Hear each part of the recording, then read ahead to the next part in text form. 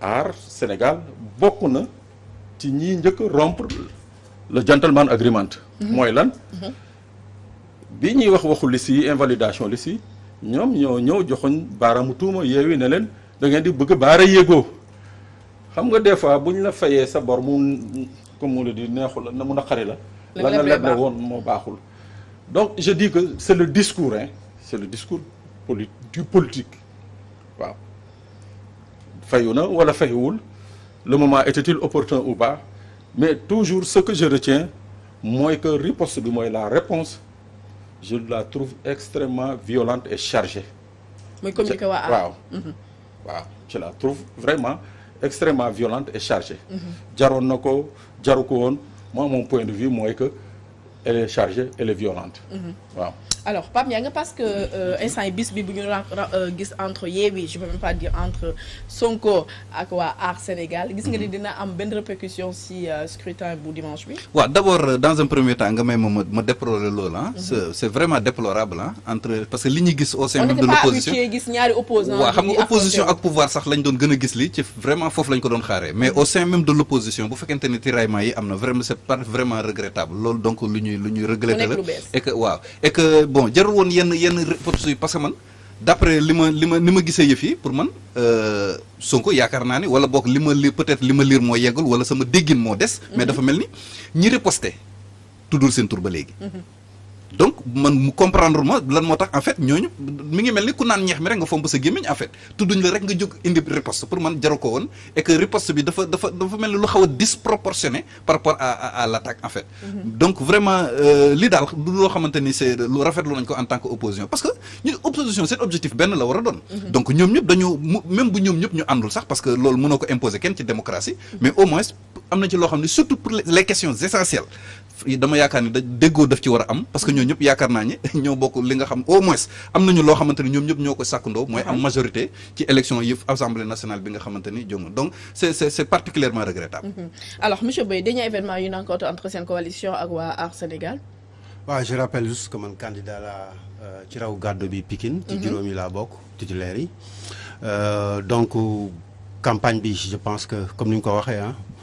débat bi la ñuy poser mais tout le temps ay attaques la du début à la fin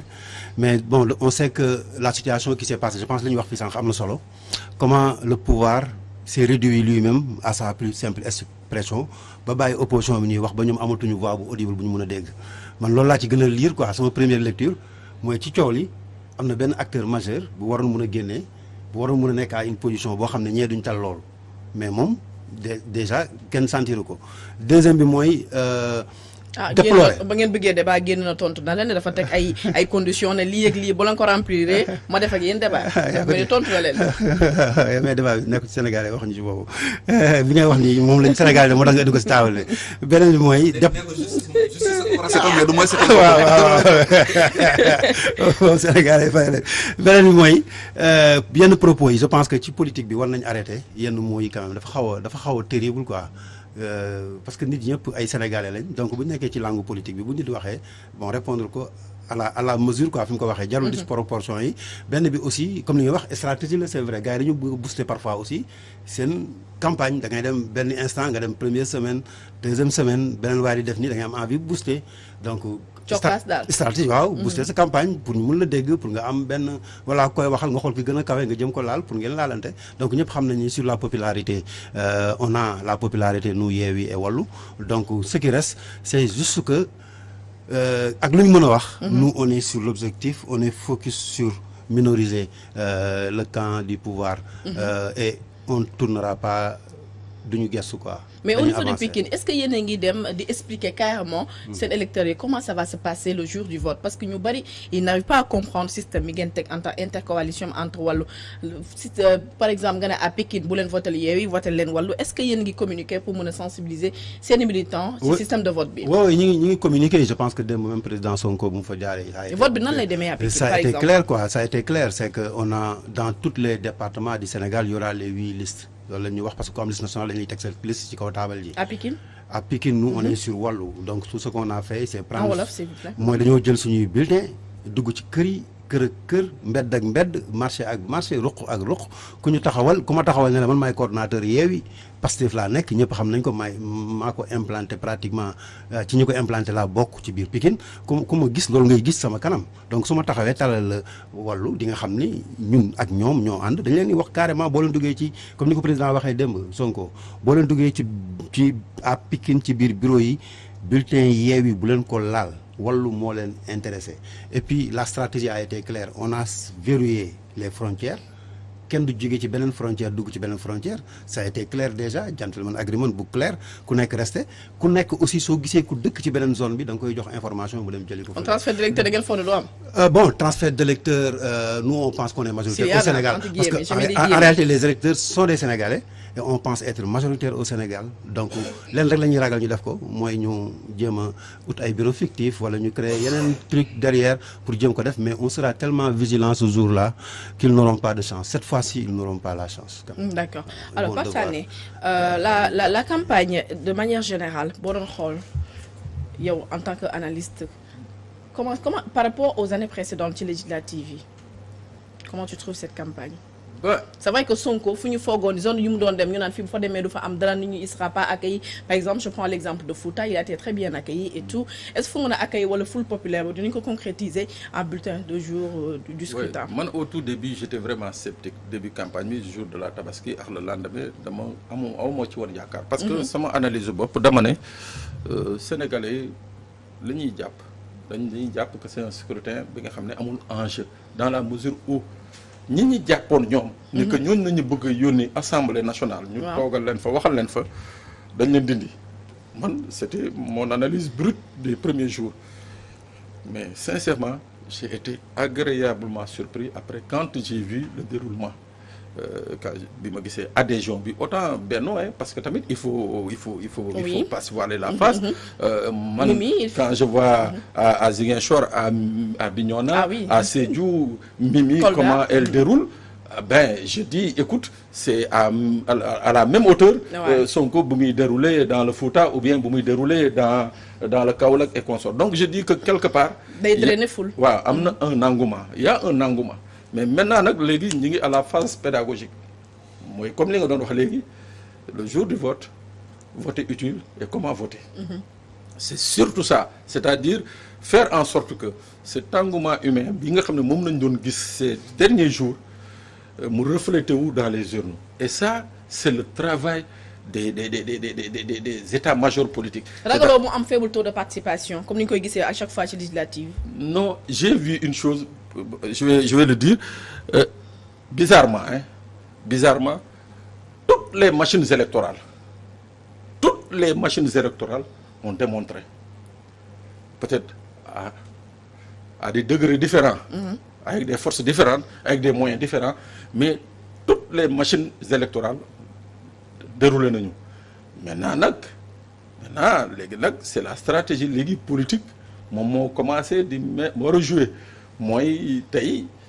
comment obliger les gens à voter utile comment obliger les gens à voter selon tel ou tel projet et consort et moom laa doon wax sànq foofu nañu àggagul donc je crois que ces 4-5 derniers jours nit ñi ils mettront à profit cela parce que loolu rek moo mën a déterminer les sceptiques les derniers sceptiques il y a un engouement ça kenn bañu ko mais faire en sorte que cet engouement là mu donne une réalité le jour du vote ça revient aux hommes politiques et aux états-majors politiques de mettre ça dans la tête des Sénégalais mu ngi wax léegi par rapport à la sécurisation du vote mais pour sécuriser le vote il faut déjà que massivement les gens viennent répondre au vote voilà. Alors Pape Ndiaye est-ce que foog nga ne temps yi ak discours yi ñuy dégg xaxarante beeg mbiccoo mbaalo bi dina xaw a dissuader ñenn yi ñu naan man daal damaa ragal a dem voter ji c'est vrai que campagne bi balaa muy commencer ñu bari dañoo xawoon ragal di naan campagne bi na wal violence alhamdulilah gis ni coow li bariw ci comme ni ñu ko ragalee woon est-ce que gis nga ni jour élection bi nit ñi dinañ dem génn voter massivement. waaw xam nga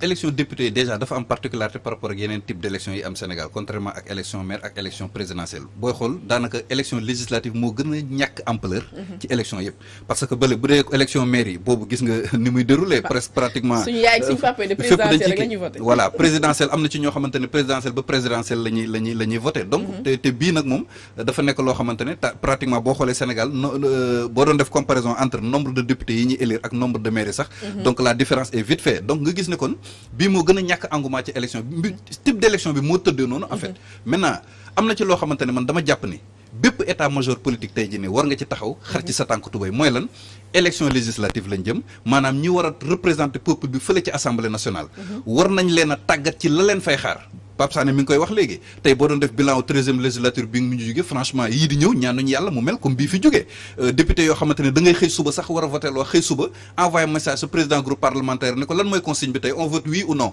xam nga du type de député yooyu la ñuy xaar. mais boo gisee ñenn ñu ñu investi aussi ci yenn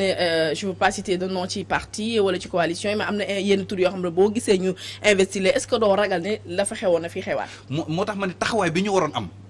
te maa ngi ci doon bëgg a ñëw léegi ne taxawaay bi mooy lan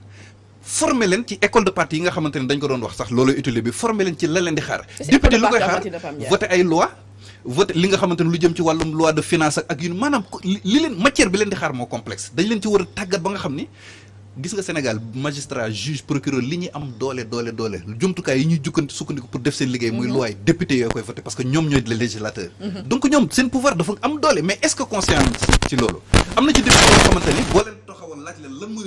rôle député mënuñoo ko décider pour ñoom député rôle am voter ay loi kese la te au-delà de voter de loi député ñoo war a contrôler l'action du gouvernement ak yeneen parmi tant d'autres missions yoo xamante ne tegal nañ leen député du affaire caaxaan c'est-à-dire dañ ko bëgg a ñàkkal fayda nañ ne non soxlawul sax bu la neexee bul dégg bul laaj sax jàng tubaab bu la neexee sax bul mën a làkk lii mais dafa am lu am solo loo xamante ne la ñuy représenté ci peuple ba vraiment du loo xamante ne lu ndaw la parce que dès que loi ñoo xas ko fa voté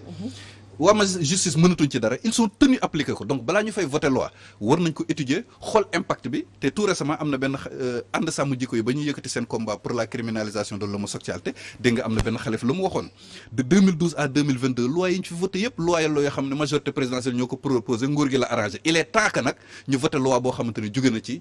xool askanu peuple bi voilà. Pape Ndiaye démb accueil populaire bi ngeen def fële ne à Pikine ba seen leader daal di ñëwee woon foofu noonu est-ce que nit ñi lu ñu ragalee woon mooy les incidents et tout s'est bien passé les nervis et tout dañoo ragaloon ni mu daal di am infiltration et tout comment ça s'est passé démb seen accueil bi ngeen amoon. l'accueil était bien parce que xam nga Pikine dafa am benn particularité quoi parce que dañu jóge ci local sur les locales si on compte les communes qu'on avait on était à 43 000 voix et Yewwi était et Wallu était à presque plus de 25 000 voix. alors que Benno Bokk Yaakaar n'était qu'à 41 000 voix. donc ñun rek ñoo ko rawoon donc amul maanaam il représente un tiers pratiquement sur le poids électoral du département donc amuñu déjà poids boobu beneen bi aussi mooy suñu xoolee option yi bi ñuy ñëw démb je pense que ñun amuñu woon benn menace. d'accord Pikine c'est une population jeune c'est une population qui adhère beaucoup plus à ces dynamiques de changement donc si comme on a dit si fekkee information bi jaar na bu baax.